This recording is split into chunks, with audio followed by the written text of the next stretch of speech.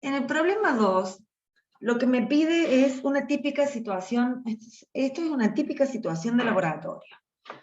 Ustedes están trabajando en un laboratorio y alguien les dice, mira, necesito que me prepares 1 litro de solución que tenga 10% en peso del componente 1, vaya a saber cuál es, 10% en peso del componente 1. Ah, fíjate que yo ya tengo una solución de componente 1 y 2 guardada, pero que tiene una composición distinta.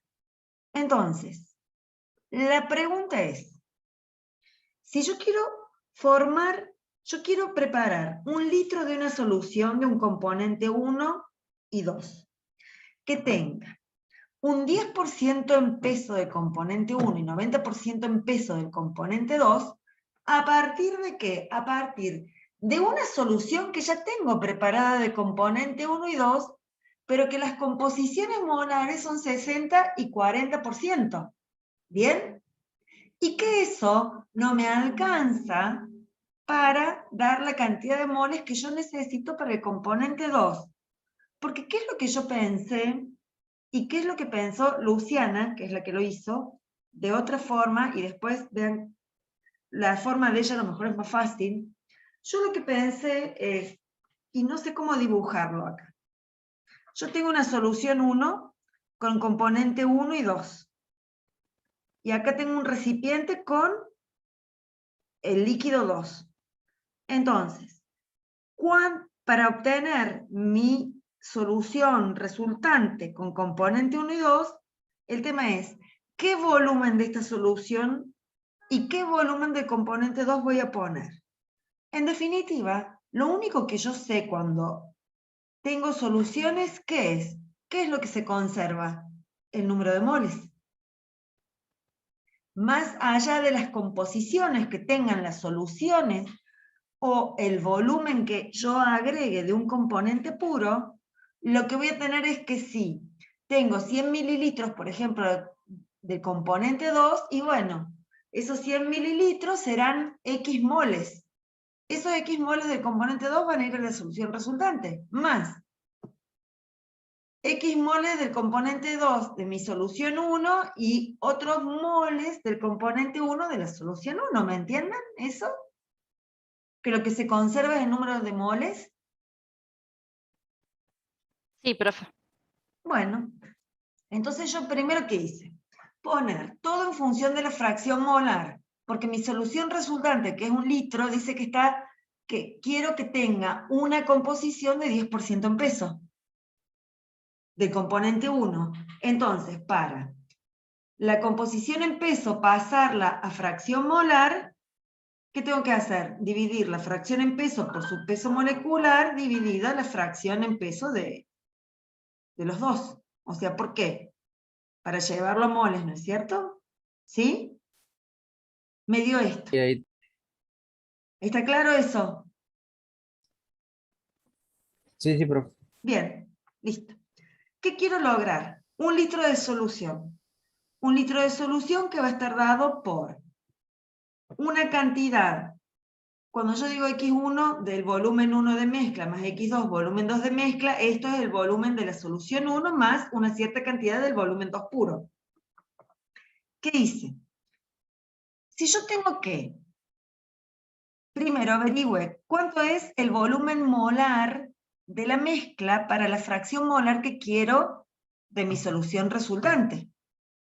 ¿Sí? Porque yo tengo una expresión del volumen de mezcla, que es esta. O sea que para una fracción molar en peso de 10%, que es una fracción en peso del 10%, que es una fracción molar de 0,143, mi volumen molar de mezcla es 103.463 centímetros cúbicos por mol. Si yo quiero preparar 1000 centímetros cúbicos, ¿sí? Lo divido por el volumen molar y me da el número total de moles que voy a tener. Este número total de moles son los moles del componente 1 más los moles del componente 2. ¿Cuántos moles del componente 1 voy a tener? Y la fracción molar de 1 por el número total de moles. Y del componente 2 es la fracción molar de 2 por el número total de moles. ¿Hasta ahí estamos? ¿Eso lo entienden? Sí.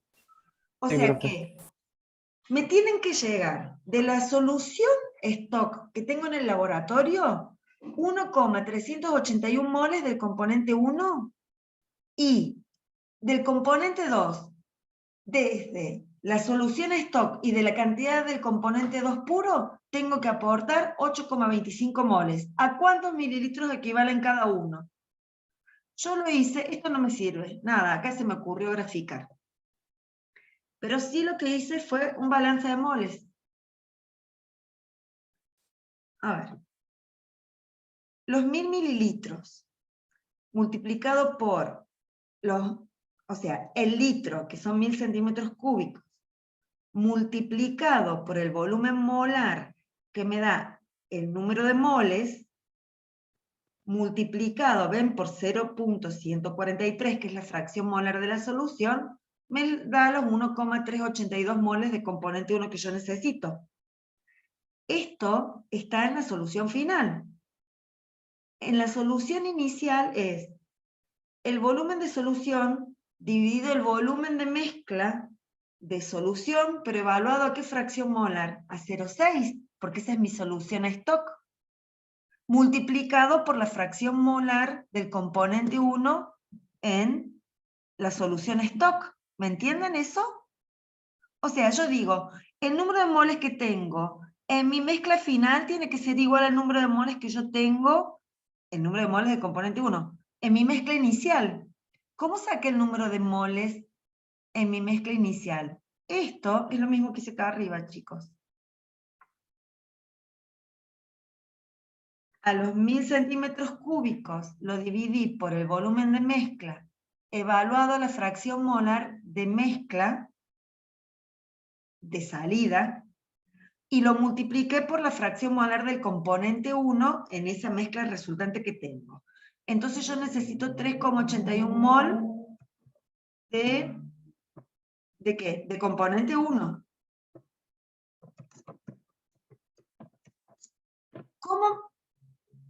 ¿Cómo hago para que me lo dé mi solución stock? O sea, los moles del componente 1 solo van a venir de la solución stock.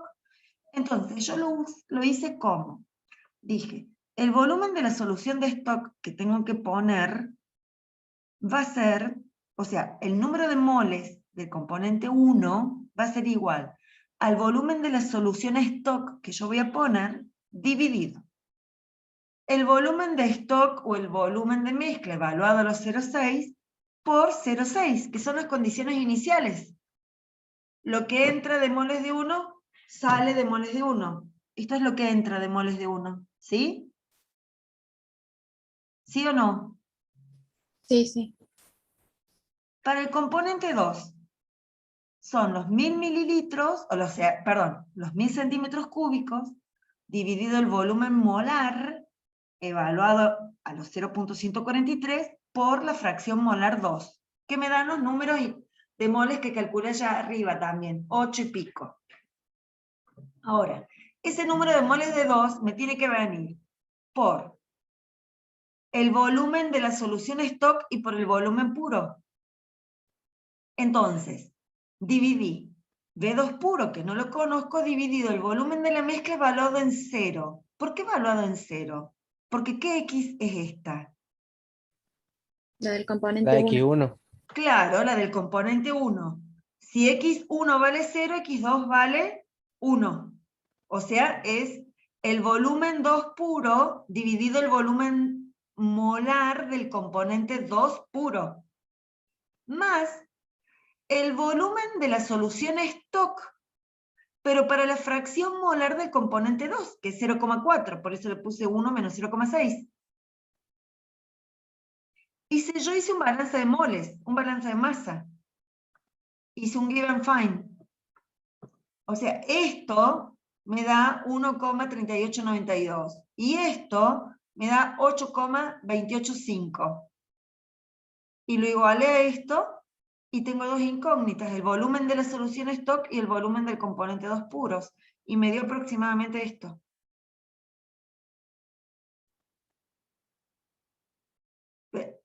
A ver, conceptualmente, ¿lo entienden a eso? Sí, profe, aunque no se me hubiera ocurrido hacer Ocurrido. esas cuentas No, así. hay una compañera que lo hizo de forma más fácil. Te voy a dejar, Luciana era, Sí. ¿lo quieres compartir? Te dejo, puedes eh, compartir la bueno, pantalla, compartilo. ¿vale? Es otra forma de hacerlo. ¿Alguien más lo hizo? Además Acá, de profe, me Luciana, dice que me tiene que dejar. pero en seguridad tengo compartir pantalla, a ver, te lo voy a dar, lo voy a accionar de nuevo. Listo, a ver. Apague porque está Tiene que compartiendo usted. dejar esto, tiene que dejar de compartir Ah, usted, sí, a profe. ver, ¿viste que siempre me olvido? Gracias, chicos. Ya está, puedes compartir. Y Alejandro, creo que también vos, no, Alejandro no, había otro compañero que lo había hecho. Tello, me parece. Ahí está. Esto es de Luciana, que no sé el apellido. Luciana, listo, explícalo. El de ella es mucho más fácil. Yo ahí me complico. Bueno, ¿se escucha bien ahí, profe? Sí, perfecto. Genial. Tengo acá la consigna, tengo los porcentajes en peso, los pasé a fracción molar. Ujú. Tengo también la ecuación del volumen y tengo la composición de la solución que tengo en stock. Bien, Al gráfico lo hice en realidad para poder visualizar un poco más, a ver si se me ocurrió cómo resolverlo. perfecto. Y lo que hice fue evaluar la ecuación esta para la fracción molar que tengo del componente 1, porque tengo todo respecto al componente 1. Entonces así obtuve Discúlpame, el volumen molar. que esa es la de salida, ¿no es cierto? Esa es la solución resultante, Sí, sería 1. sí, Bien, sí. bien. Entonces dividí el volumen que quiero por el volumen molar de la solución de salida y obtuve la cantidad de moles totales que tengo que tener al final, yo, con la solución que yo quiero. Con la fracción molar de los componentes de salida, de la solución de salida, calculé cuántos moles tenía que tener de cada componente. Entonces dije, bueno, estos números de moles del componente 1 en la solución stock que tengo que tener van a ser el 60% de los moles totales que tengo que agregar. ¿Por qué? Porque esa fracción molar me la daba la consigna de datos. Entonces, si este era el 60%, ¿cuánto era el 100%? O sea, los moles totales que tenía que poner con la solución en stock, que me dio esto. Cualquiera de las dos formas es lo mismo. ¿Entienden esto, chicos? Ahora Sí, hizo una profe. regla de 3. Una regla de 3, exactamente. Hizo una regla de 3. Pero para el resto de los compañeros, ¿entienden? Ella dijo, bueno, Yo- si de N1 necesito 1,355 moles, que es lo que calculó, entonces, y el componente 1 solo me lo da la solución stock, y la solución stock tiene un 60%, tiene una fracción molar, o tiene un 60% en moles de N1, entonces, 1,355 moles es el 60%, 100x, que es lo que tiene ahí. Perfecto. Entonces, el número total de moles de la solución stock es 2,258. Bien. Seguir, por favor. Bueno, entonces yo sabía que ahí ya cumplía con la cuota de moles del componente 1, pero que me iban a faltar del componente 2. Entonces dije, bueno, ¿cuánto me van a faltar del componente 2? Me fijé y estos son los moles que me aporta la solución stock con estos moles totales. Entonces la diferencia de los que necesito con esto que me aportan son los que yo tengo que aportar con la solución del componente 2 puro. ¿Lo Y entienden ahora tenía que esto? ver los mililitros. Claro.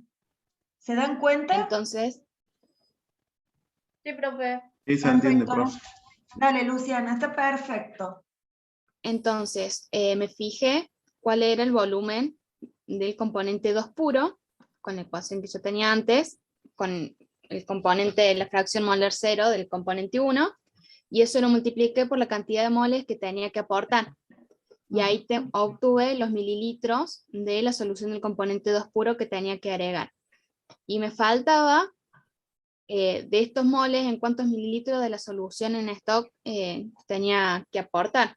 Entonces lo que hice fue multiplicar esos moles por el volumen molar de la solución final, la que quería, y obtuve los mililitros La inicial. Fíjate que lo evaluaste. por la inicial. Por eso perfecto. valió por 0,6.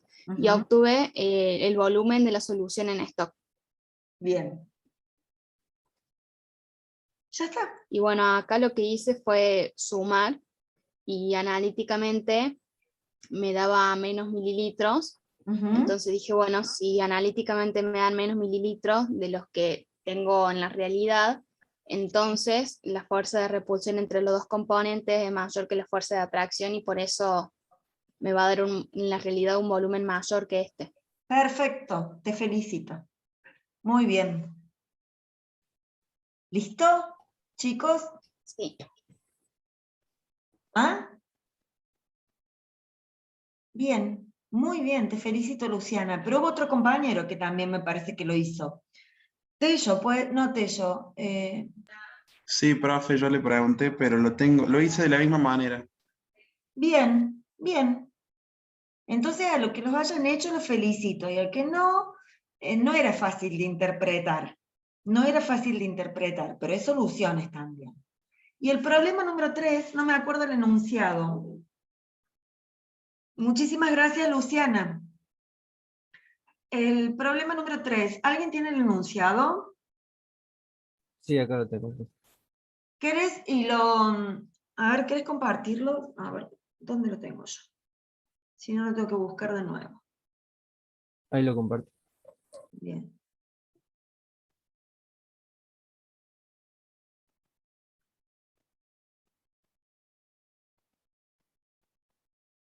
Bien. Ahí se ve, ¿no? Sí, perfecto. Perfecto. Bien. Sí. O sea, tengo una corriente X1, 5 mol, bueno, por litro, por segundo, acá me faltó el segundo, y una corriente de líquido 2 de 3 mol por segundo. O sea, con el 5 y el 3 puedo sacar fracción molar. Para eso la energía en exceso se plantea como de la mezcla G en exceso sobre RT igual a AX1, X2, donde A es igual a esa expresión.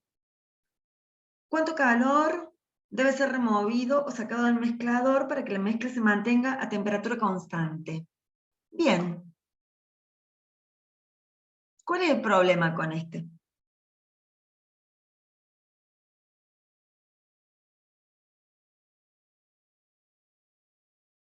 Que si hablo de calor, ¿de qué propiedad termodinámica estoy hablando? Entalpía. Perfecto. ¿Y qué relación hay con entalpía y energía libre? Que es sumamente importante y lo acabo de decir hace un ratito. La ecuación de Gibbs-Helmholtz. Totalmente. Totalmente. Yo sé que la derivada de G en exceso dividido T respecto a T era igual a que A menos H sobre T cuadrado, ¿no? O sea que el menos H, y me va a dar H en exceso, pero el H en exceso era el delta H de la mezcla. O sea, si yo acá tengo el G en exceso de la mezcla, podría sacar la cantidad de calor. ¿O no? ¿Cómo lo plantearía? A ver, esperen que voy a copiar.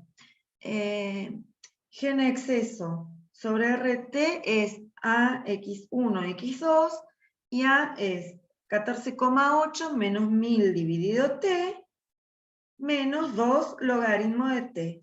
O sea, es posible, y X1 va a valer 5 octavos, y X2 va a valer 3 octavos. ¿En eso estamos de acuerdo?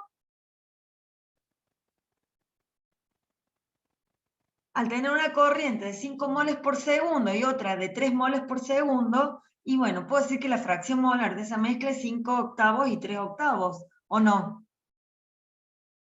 Sí. Bien, entonces tengo X1, tengo X2. La G en exceso es la G de la mezcla. Ya sé que relacionando G en exceso con la ecuación de Gibbs-Helmholtz puedo sacar el calor. O sea que la primera parte está contestada. Y la segunda, ¿qué sería?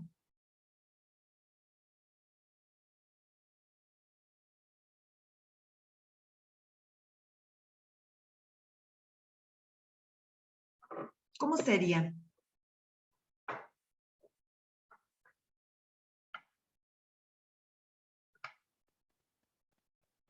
A ver, déjenme que abra un... no puedo... No puedo minimizar. Vas a tener que dejar de compartir pantalla. Moisés o Alejandro, no sé. Moisés, vas a tener que dejar eso. Muchas gracias. Y yo quiero buscar un Word. Voy a abrir y voy a compartir pantalla porque quería... A ver, no sé si en Word es lo mejor. Pero... no, un Mac. Ya les comparto, ¿eh?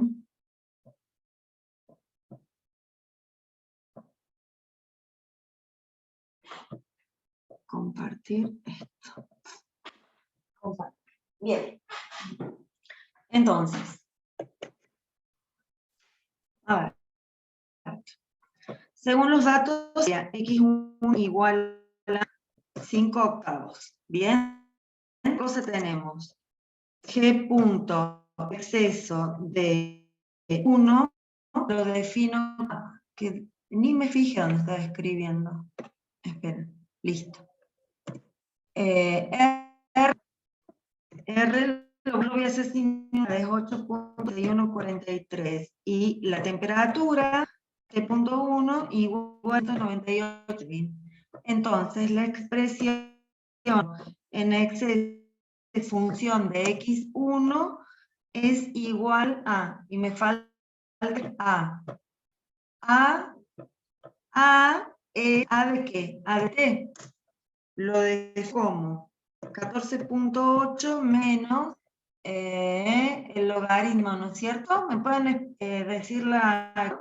no, menos 1000 sobre 1000 dividido t y menos 2 por el logaritmo. Listo. Entonces, G en exceso x1 y de t es igual. Profe, Sí. para sacar la fracción molar, yo podría sumar el flujo molar, o sea, podría ser flujo molar 1 sobre flujo molar 1 más flujo molar 2. Eso es lo que hice, pero le saqué los segundos. Porque es 3,5. ¿Sí? Bueno, gracias. No, de nada. Hasta acá estamos, ¿no es cierto? ¿Bien? ¿Está Sí. bien lo que estoy haciendo? Listo. Bueno, entonces, ahora, ¿qué habíamos dicho? Que el punto en exceso, que va a ser x.1 y dt, es igual a que, lo habíamos visto en el problema anterior, a t cuadrado, ¿no? A menos t elevado cuadrado por la, acá, la derivada, ¿respecto a quién? Respecto a t, ¿de quién? G De en exceso. punto de x1, t, todo eso dividido t. ¿Sí? O sea que h punto en exceso, h en exceso evaluado a x.1 a t.1 va a ser igual a menos 0,306. ese sería el calor en Joule, que era, ¿por qué sería este el calor? Este H en exceso, ¿a qué sería igual, chicos? Según lo que habíamos visto. Si es el H en exceso de la mezcla. Si esto es un H en exceso de la mezcla, ¿a qué es igual? ¿No era la variación de entalpía? Sí, señor. A ver, pero dígamelo. Al delta H de mezcla menos, ¿qué? Al delta H de mezcla, porque es menos el delta H ideal. Y el delta H ideal es 0. ¿Lo escribimos de nuevo? Delta H, punto, de mezcla ideal. Y sabemos, ¿qué sabemos? Que el delta H de mezcla ideal, ¿cuánto vale? 0. Nuevamente digo, el delta... Profe, Sí, o sea, la propiedad en exceso, ¿no la tendríamos que escribir como un delta siempre? no. Se escribe sin el delta. Es un delta, pero se Pero no es. escribe... Ah, o sea, pero sí es un delta. Sí y no. Entonces, sí, es un delta, pero es lo mismo el delta que la propiedad. Por eso. Esto me queda igual al que al delta H de mezcla. Y el delta H de mezcla, en este caso, es la cantidad de calor a sacar. ¿Está claro o no esto? Chicos, este era como que me parecía el más fácil. El segundo me parecía más difícil, pero este me parecía más fácil. Este es el apartado A. ¿Me siguen o no? Sí, profe. Seguimos. Pues, Bien, apartado A.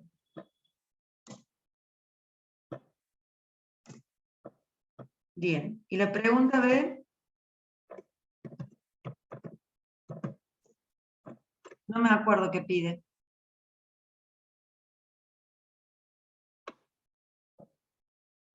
La pregunta B.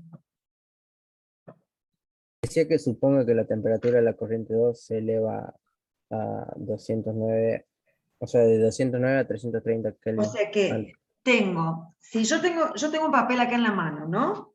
Yo me hice un cuadrado que es mi reactor. Una flecha que es la corriente 1 que entra a 298, que son los 5 moles por segundo. Luego, una corriente 2, que son 3 moles por segundo, que ahora entra a ¿qué temperatura? Dice que se eleva de 209 a 330 Kelvin antes de entrar al mezclador. 330. Ah, de 209. Sí, Sí, Y antes, entonces este 298 no era la temperatura de entrada recién. sí, sí, o dice sea, 298, no sé si en el estará mal apartado escrito. A sería 298 y después cambia la Bien. temperatura. Pero para la corriente 2, Sí, para la corriente 2 entra 330. Y para la corriente 1, ¿qué sería? ¿209 o 298? no, yo entiendo que la corriente 1 entra a 298 Kelvin y la corriente 2 A 330. a 330. Bien. Y sale una corriente H a una temperatura T que no la conozco. Entonces, si yo sé que, a ver si se me ocurre, el delta H de mezcla, ¿bien? De mezcla, va a ser,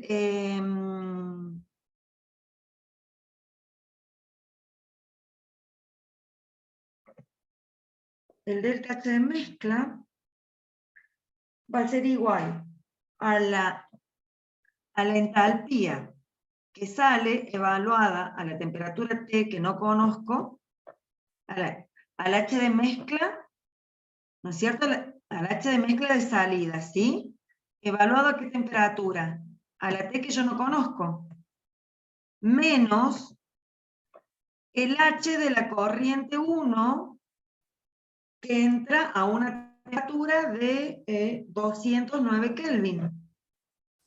menos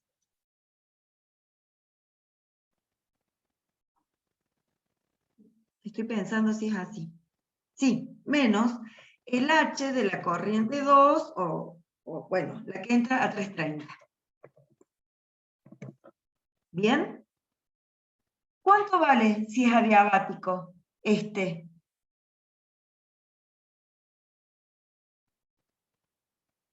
Si el proceso es adiabático, este delta H, ¿cuánto vale?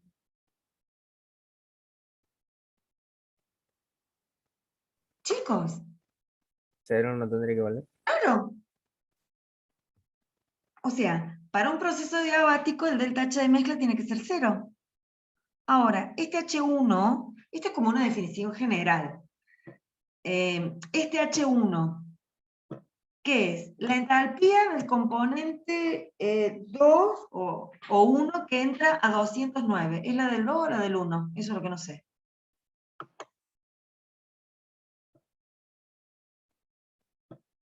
Creo que era el componente 2, ¿no? Entraba. Y el componente 1 entra a 330, ¿sí? No, la del Profe. 2, dice que la del 2 se eleva a 330, digamos. O sea, Sí, la pero del 1 vamos a entra seguir a teniendo el 298. 330. Ah, Sí, está pero bien. la de la corriente 1 no dice que cambie de 298 en el ítem 2. Ahí está. Así Sí. sería. Perfecto. Bien. Entonces, mi pregunta es, ¿cómo sería el H1 a 290? O sea, ¿cómo sería la entalpía del componente 1 que entra al reactor? ¿Qué datos me da a mí? CP1 igual a ¿cuánto?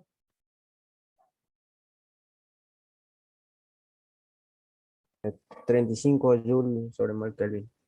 35.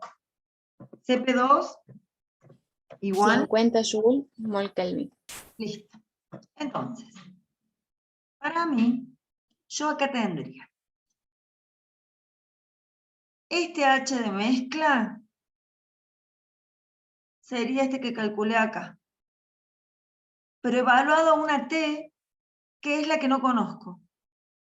Este H1 sería la integral del CP1 diferencial de T entre 298 y T, menos la integral del CP2 diferencial de T entre 330 y T. ¿Por qué? Porque entra, este es mi reactor, ¿bien? Entra la corriente 1, sí, decime Juan, pregúntame. No, profe, toqué sin querer. Ah, bien. Chao. Si este es mi reactor, acá me entra una corriente 1 a 298 y una corriente 2 a 330. Sale una mezcla, ¿bien? ¿A qué temperatura sale? No lo sé. Como mi reactor es adiabático, no me deja perder el calor que perdía acá. Acá era diatérmico. Acá, este calor se pierde para mantener la temperatura constante.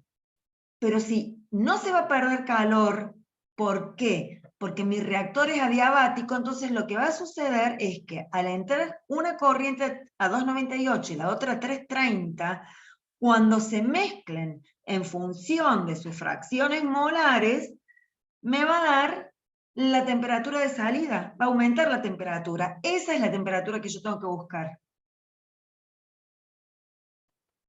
¿Me entienden o no? Sí, bro. Sí, se entiende. Entonces, este delta H, ¿cuánto va a valer? 0. ¿Por qué? Porque acá no entra ni sale calor del sistema. Entonces me va a salir una mezcla, una corriente a una temperatura mayor. Que aproximadamente la respuesta, creo que es que la T es aproximadamente 390 Kelvin, o por ahí anda la respuesta. Eso les va a quedar para hacerlo para el miércoles. ¿Entienden lo que les digo? El resto del curso, porque acá tengo dos chicos que me contestan. Uno me parece que es Luciana la voz. Sí. ¿Puede ser? Sí, profe. Sí. Y el otro puede ser Moisés. ¿O quién? Sí, soy yo. Y Moisés. ¿Viste? No los veo, pero ya... Bueno. De los otros 39 alumnos que hay, ¿entendieron lo que dije? Yo sí, profe. Sí, profe. En Profe, yo no general. entendí, Bien, te no escucho. entendí qué hacer con el CP. ¿Para qué te sirve el Con el CP? CP. ¿Qué hiciste en termodinámica con el CP? Ah, sí. El Derivada de la H1 entalpía de T es la integral entre 2,98 y T del CP1 diferencial de T. ¿Sí? ¿O no? Sí. ¿Te acuerdas que el CP te sirve, cuando vos lo integras, cuando haces la integral del CP, te sirve para calcular el delta H, CP diferencial de T? ¿Sí o no? Chicos, ¿se acuerdan de eso o no? Sí, profe, sí. Bueno, entonces este apartado B lo van a pensar y ya lo van a hacer ustedes. ¿Listo? Profe, Sí. ¿en qué unidades tiene, en el apartado A, en qué unidades le da el calor? Y a ver, ya te digo. R lo puse en Joule, es 8,31 está en Profe. Joule. Sí, Profe, disculpe, en la primera ecuación que es de G en exceso, ¿no le sí. falta multiplicarla por R y por T? Porque no me Ah, da así. sí, claro. Sí, porque era G en exceso sobre RT. Por eso me estaba preguntando las ecuaciones por R, por T. Listo. Ahí está. Profe, Sí. yo tengo una duda. ¿Por qué en este caso no se hace como en uno de los ejercicios que hicimos en donde calculamos el calor de entrada de cada corriente y el calor de salida y después le hacemos la diferencia de eso? Eso es lo Solamente que calculamos hice. como el de Este es salida. el calor de salida menos el calor de entrada. No, pero para el apartado A, digo yo. ¿Por qué? ¿Por qué? Porque me da el gen exceso. Utilizo el dato. Por eso. Porque lo hago utilizando el dato. Si no lo podrías hacer sí, como hiciste te debería dar lo mismo si yo hiciera el H de mezcla 298 multiplicado cada uno por su coeficiente estequiométrico, ¿no es cierto? O a la fracción que sale, menos la entalpía del componente 1, que entra a 298, menos la entalpía del componente 2, que entra a 298, pero ¿qué pasa? No puedo calcular H1 y H2 acá. ¿Por qué no puedo calcular H1 y H2? Porque H1 aquí es igual a la entalpía de Cp diferencial de T. Y si la temperatura se mantiene constante, entre 298 y 298 estoy diciendo que es 0. No puedo usar esa expresión, por eso tengo que usar esta. ¿Me entendés? Sí, sí, gracias, profe. De nada. ¿Se dan cuenta, chicos? ¿O no? Sí, profe. Bueno. Esto lo van a tener que pensar un poquito más, porque un problema de este tipo es un problema que puedo tomar en el parcial. Por eso es importante que entiendan lo que les estoy pidiendo y que conozcan las ecuaciones. Seguramente puede ser uno más fácil, pero los tengo que llevar a esto para que después puedan hacer más fácil. Si no hacen Profe, esto... ¿y como el 2 también? ¿O ese no? Sí, puede ser como el 2. Sí, porque el 2 es una típica situación de laboratorio. O sea, yo estoy trabajando en el laboratorio y digo, uy, a ver, tengo que preparar esta solución al 10% en peso de agua y 90% de alcohol. ¿Y qué tengo? Mira, tengo acá que me quedó de hace un mes una solución de agua y alcohol que tiene este porcentaje. Ay, ¿me alcanza? No, porque es menos concentrada. Entonces le voy a tener que agregar un poco de componente 2 puro. Eso, si estoy en un laboratorio, me lo puede pedir cualquiera. Yo sé que ustedes no quieren ir a trabajar a un laboratorio, pero uno nunca sabe dónde termina en esta vida. Y es lo más simple, la situación más simple que les puede pasar.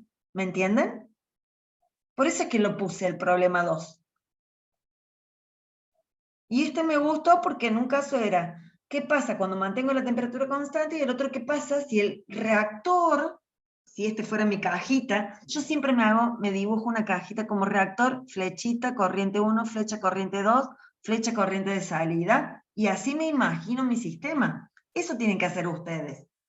Agarrar lapicera, lápiz, hacerlo en el papel, y si es necesario, plantear las ecuaciones en el papel y después traerlas a MATCAD. Porque a veces uno, hasta que no las ve escrita a mano en el papel, no entiende. Hay gente que muy rápidamente hace la abstracción del problema físico a la matemática, de matemática a MATCAD. Hay gente que tiene que pensarlo como yo primero lo hago físicamente, hay muchas ecuaciones que ya directamente las escribo en MATCAD, sino primero escribo cómo sería la ecuación que tengo que utilizar a mano y después cómo se escribe esa misma ecuación en MATCAD y resuelvo el problema. Como sea que lo hagan, está bien. La cuestión es que lo entiendan. ¿Comprenden lo que yo les quiero decir? Sí, profe. Bien. Les voy a dejar para que hagan el apartado B para el martes que viene. O el miércoles. Yo el miércoles lo voy a subir este ejercicio antes de clase. Pero intenten hacerlo ustedes, a ver qué entienden. Por favor. Bueno. Bien. Voy a dejar de compartir pantalla, voy a dejar de grabar para... Dejo de grabar. Estoy grabando todavía.